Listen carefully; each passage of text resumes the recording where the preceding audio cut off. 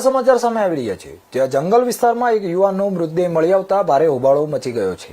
એવી શંકા છે કે આ યુવક દીપડાના હુમલાનો ભોગ બન્યો હતો। આ ઘટના ભૃગુ આશ્રમથી આશરે 200 મીટર દૂર અચલગઢ વિસ્તારમાં બની હતી, જ્યાં ગાઢ જંગલ વચ્ચે યુવાનનો મૃતદેહ મળી આવ્યો હતો।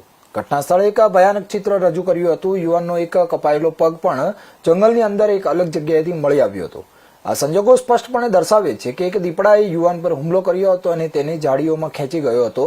માહિતી મળતા જ સ્ટેશન ઓફિસર દલપતસિંહ રાઠોડ ઘટના સ્થળે દોડી ગયા હતા।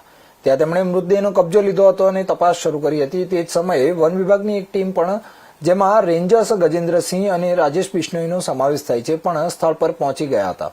આ મૃતકની ઓળખ વાલારામ તરીકે થઈ છે, જે ઉદયપુર જિલ્લાના ખજુરિયા ગામનો રહેવાસી હોવાનું કહેવાય છે।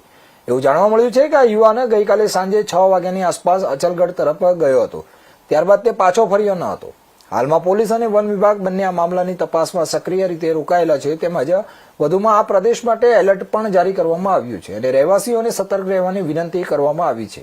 આ ગુનાના સ્થળે કરવામાં આવેલા અવલોકનો સૂચવે છે કે યુવાનના ગળા પર દાંતના નિશાન દેખાતા હતા અને તેનો એક પગ પણ સંપૂર્ણપણે ખવાઈ ગયો હતો। किसी जंगली जानवर के अटैक से मृत्यु हुई है, जिस पर हम लोग मौके पे आए थे। वन विभाग के भी डीएफओ साहब, रेंजर साहब और उनका स्टाफ था।